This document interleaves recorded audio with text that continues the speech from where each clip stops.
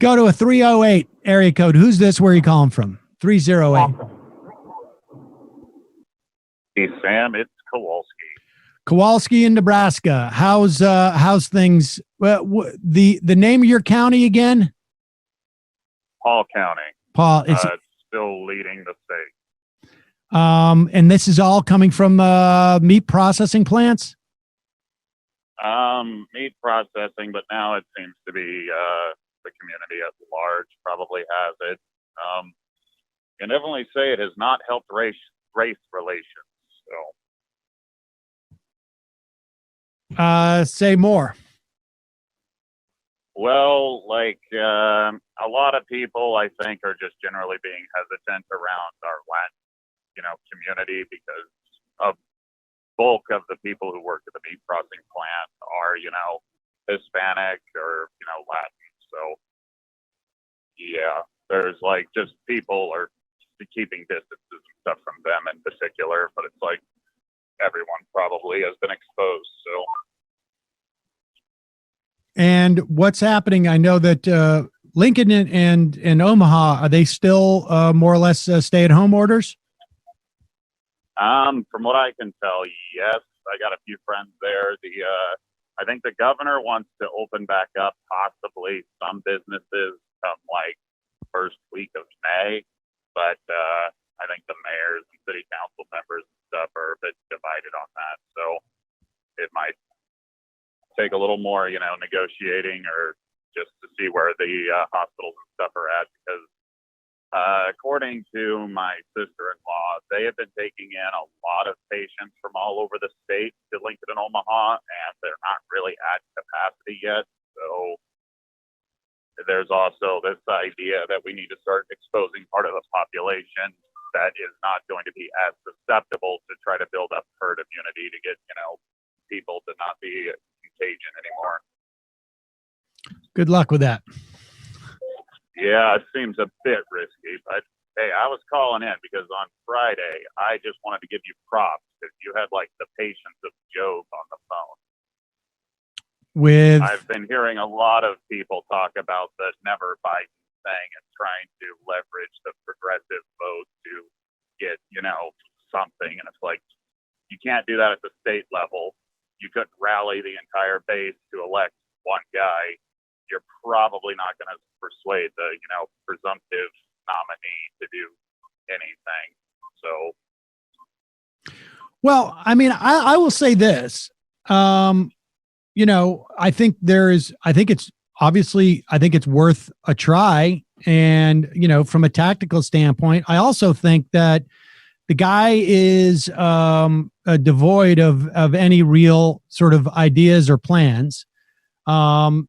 You look at that, there was nothing specific in the Politico interview that was done with him beyond him saying that he thinks there needs to be more than a $2 trillion stimulus, and we need to have a sort of a generic green infrastructure plan.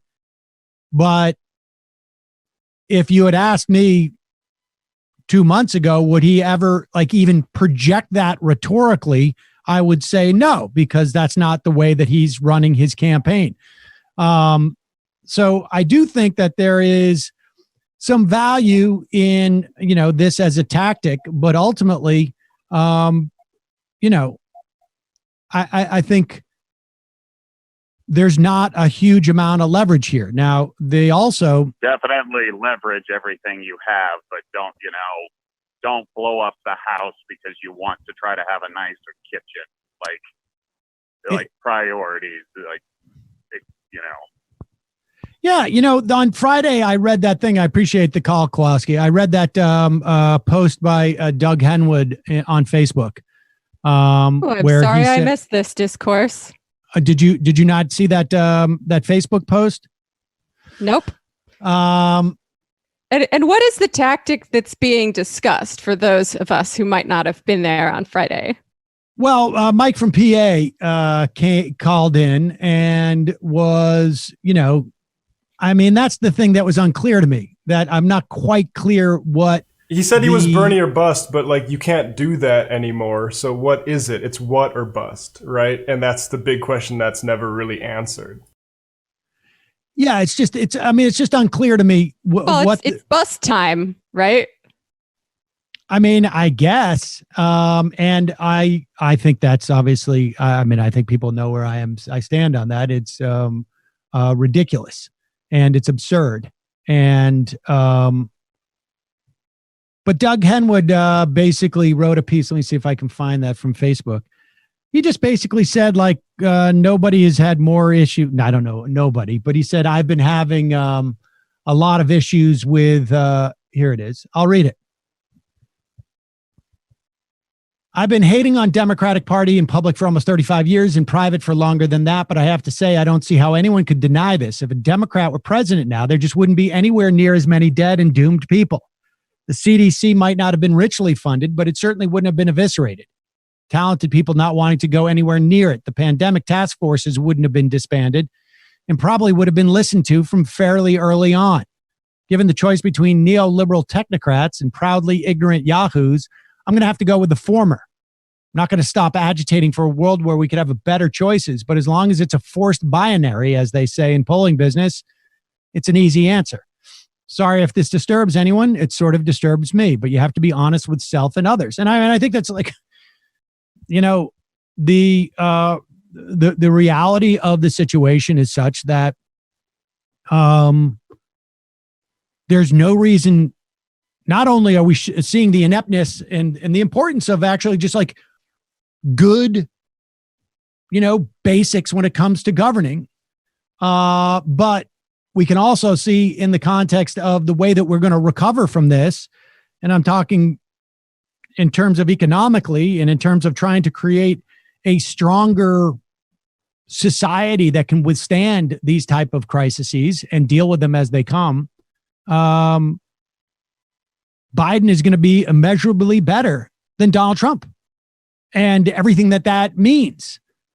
Obviously, it's not just the individuals, but I just don't know how you can dispute that. And I don't know how, it's like, I don't know how, if you're talking about this as like some type of a negotiation or like how with a straight face, you can say that you don't think that and then either assume that the other party is going to believe you. And if they do believe you, they're also going to say like, this is not someone I can negotiate with, right? Like this isn't like a normal situation. And that's just the problem. It's just like, at the very least, because of this pandemic, the position of strength is just not, there's no strength. There's no leverage. There's no leverage. No, I agree with that. I also think on a very basic level, it just wouldn't work because we have seen the people in charge of the Democratic Party don't care if they lose. So the idea that even if it were possible to threaten to punish them with a Democratic loss to Trump and, acknowledging all of the moral baggage that comes along with that these people have already considered and discarded, it just wouldn't work. Yeah, because they don't care if they lose. They're still going to have their jobs. They'll wake up playing Fight Song. Yeah, but I'm not convinced that they don't care if they lose. I just think that they don't, that their winning is not necessarily tied into the same incentive structure that we may project. I mean, there was a lot of people who spent a lot of time in the wake of Clinton's loss in ways that I'm sure that they didn't want to. They would have rathered she won. But I think the bottom line is just simply, it's not just these Democratic apparatchiks. It's like, you're the vast majority of Democratic voters. They're not inclined to. I mean, I went on MSNBC Friday night with I wouldn't say the tamest critique of Joe Biden, but what was I thought a very dispassionate critique of what Joe Biden was doing, and the response was was angry. And I think there is, I mean, obviously the audience there is going to be attuned to a specific message and against others. But there's just no leverage in this environment. New York just announced that they are taking the names of all primary challengers off the ballot if they have dropped out of the race or suspended themselves. So like literally dropped out of the race. And so that includes Bernie Sanders' name. I don't know what they'll do about it. They can maybe sue. And I hope they do, because particularly if you're doing mail-in voting, it's unclear to me why you would want to do that. Well, it's totally clear to me why you would want to do that, both in terms of, I mean, the big thing is not just, I think, a question of denying Sanders the delegates from New York. I think that's part of it. I think the other part of it is, I think there's an incumbent racket going on here and a protection on certain special elections, because you know that with the more Sanders voters you get into the process, the worst chance you have if you're an incumbent. So yeah, folks, give Isaiah James, ISIAH, for Congress a follow, because he's going to be one of these actually good candidates that's going to get shafted by this. And guys like Jamal Bowman, there's I can't remember who's running against Elliot Engel. I got to figure out something, how we can help that process. It's just atrocious. I just think the leverage lies outside of the campaign for president right now. I mean, I think that's I think, look, the bottom line is there needs to be long-term organizing in workplaces and on the ground in a way so that the left is more is in a better position to take advantage of a situation like Sanders. Also, frankly, and the opinions expressed here are my own. I say that for Jamie's sake. I think there needs to be there was I thought a very compelling Eric Levitz piece in the New York Magazine, and maybe we can talk about it more at another time.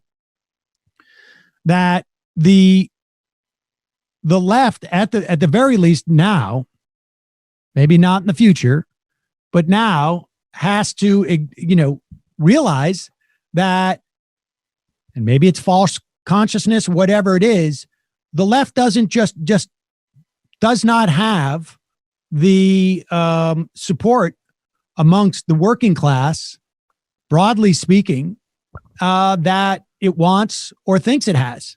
And that largely the biggest proponents of leftist ideology and leftist policies are folks who have attended college, many of whom are in the PMC. That's just one of the realities that we have. I mean, when you look at the polling for, who's a progressive, it tends to be people higher on the income spectrum, not all the way up, but higher. Then I think that there is a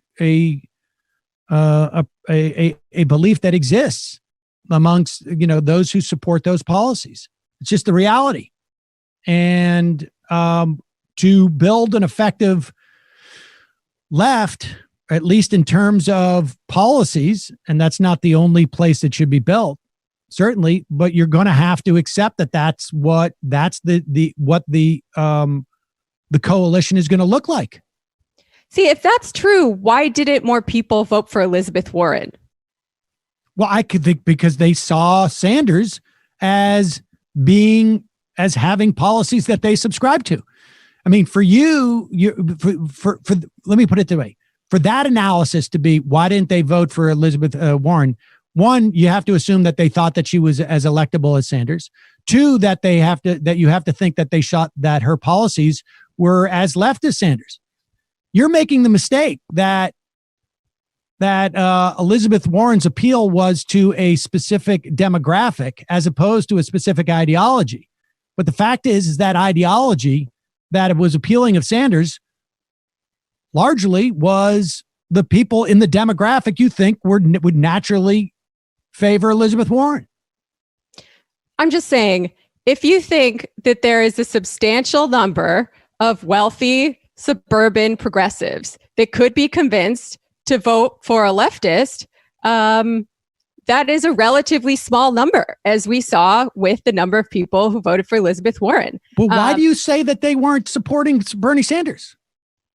Like, where's the data point that says that all of her support was that the majority even of wealthy, college-educated, somewhat wealthy, college-educated leftists supported Elizabeth Warren? I mean, I don't think leftists supported Elizabeth Warren, but the data says overwhelmingly her support base was highly educated, white, suburban, left liberals. And that's what made up the majority of her support. Yeah. But that doesn't necessarily mean that the majority of those people supported her.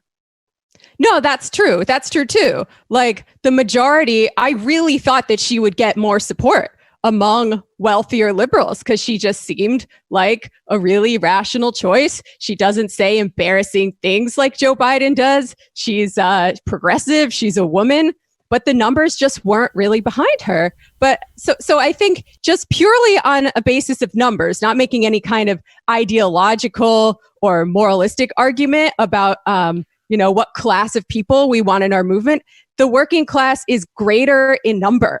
And maybe there's no evidence in the short term that getting more working class people out to vote would result in an electoral win for a Bernie type candidate right now. But it just shows that we have our work cut out for us. And I think it is at the very least possible, although I am very skeptical of electoral tactics on the national level at this point in time.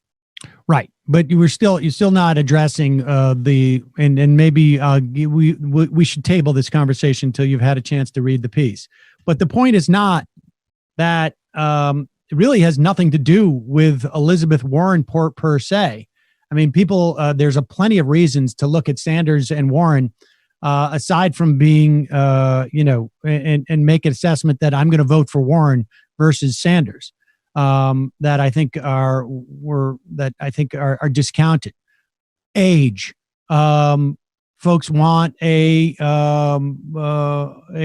woman to be president. They don't see that Congress, as it is constructed now, would have been able to pass Sanders' proposals any more or less than Warren's proposals, and that what you would get would be equivalent to the extent that either one could. Some could have said that she's better at playing the inside game, and so maybe she would be trying to get a 5-pound bag, and Sanders would be getting a 10-pound bag, but she's more adept at it, and so she would be more likely to get 5 pounds than even Sanders would, even though he's going for 10 pounds.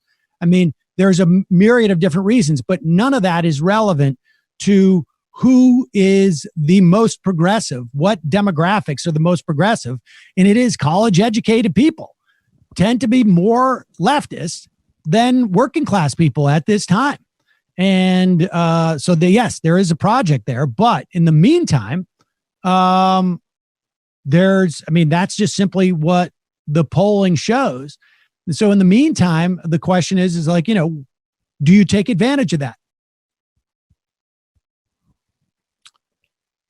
I mean, I actually did read the piece. I guess I'm taking like the number of people who voted for Warren as like a temperature check in terms of how many wealthy suburban liberals would be willing to vote for progressive. But you're right. There were many, many contingencies that had to do with the specific candidates as well. I just think if we want a long-term project of working class politics, we're going to have to look to the working class. And if the working class as it's currently constituted in this country doesn't believe in progressive policies, we need to be looking at why and what we can do to make a better case or make better policies, or conversely, change our tactics and shift them away from elections in certain cases. What worries me is that I think Bernie might have appealed to that working class type that the professional class liberals don't, better than most of the future leaders of this party will. Like, I don't think AOC is going to appeal to them better. I don't know. I'm worried about that. I think that's the problem that Levitz might be pointing out, that it wasn't big enough to put Bernie over the top this time. And Bernie, I think, was actually fairly good at drawing some of those people out and appealing to workers and not managers, I guess, is the distinction I would make. But I don't know. Yeah, I mean, on the wide angle, I agree with you. And the Bernie phenomenon, it is a working class phenomenon. But I would say if you want to look at an organization like DSA, it is a relatively small and unrepresentative slice of the working class, consisting mostly of downwardly mobile middle and upper middle class millennials who, grew up with a certain standard of living and now they don't have it anymore and they're mad about it. And they believe that there is something that can be done about it. And a lot of other people in the working class are depoliticized and don't believe that there's anything that can be done about it. And they think politics, especially electoral politics, are a bunch of nonsense that doesn't affect their life. And it's on the left to try to convince them otherwise. And it's not going to be easy, but there are no shortcuts. We got to do it. Let's go to the phones. Calling from a 240 area code. Who's this? Where are you calling from? Hello. Hello, who's this? This is Brianna from Bowling Green, Virginia. Hi, Rihanna. What's going on? What's on your mind? Oh, nothing much. I'm probably trying to look at a Joe Biden presidency more optimistic than a lot more progressives do, because I do believe we could make a lot more progress in a Joe Biden presidency than having another 4 years of Trump. Go ahead. Because I became a lot more optimistic after your interview with Charlotte Olson, the young lady who wrote the book, right? The Leaders We've Been Waiting For, I think that's what it's called. Yeah. And it gave me a lot of hope that we lost this election. There's no doubt we've lost, and we didn't get the people out that we wanted, but our progressive agenda and everything else has basically, we won that idea. And we could probably push Joe Biden and his administration a lot further than we expect to, especially with the coronavirus going on and all these people, millions of people being out of work. And just that we have two entire generations, millennials and Zoomers, who are very left-leaning. And you see them a lot more becoming active in politics than you have seen in the past, because of people like Barack Obama, Bernie Sanders, and all, and AOC winning, and Ilhan Omar. And I just feel like if we get more people like that elected, which is clearly possible, and we able to mobilize workers in the workplace, like back in the 1920s and 30s, when the Great Depression happened. And because if you look at FDR was not a progressive at the beginning. He was a very staunch conservative Democrat. And it took the workers and the labor movement to push him further left. So I feel like we could do that with Joe Biden and with the administration, because Joe Biden doesn't really have much of an ideology at this point, especially when you can tell he has lost a step. I think he's the type of guy who wants to please people. I think he wants to, to be looked at in a positive light. If that makes sense. Yeah. I mean, I got to say, Brianna, I appreciate the phone call. I agree. First of all, for the people who have expectations about whether or not he can be pushed to the left, there's no doubt in my mind that he can be pushed more than those expectations. I think the environment is such. We've just I think they are aware. I think Pelosi has more of an agenda, frankly, than even Biden does. And that agenda cuts against, I think, where things are going. But I think Biden must have a sense on some level that things are sort of flowing away from him in some way in terms of ideas. Now, that's why, these like sort of like small inside baseball stories about, is it going to be Bloomberg's digital team that is going to run his campaign, or is it going to be a mishmash of Democratic operatives, is so important, because it's not like you get your policy from the digital team necessarily, but the way that these campaigns work is that just whatever's working, people go with. And that's why you don't want someone like Bloomberg's team in there. You want to get other people into the mix. And so, we'll see. But at least from a rhetorical standpoint, the idea that Biden is calling for something much bigger than $2 trillion, I think, is a better sign than if he wasn't.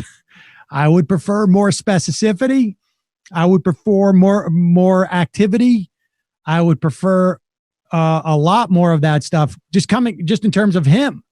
But I also think, just broadly speaking, the left does better when its foil is the center left, as opposed to a guy who, an arch Republican would be authoritarian. I mean, I just think that the left does better when the playing field shifts towards the left. That's all.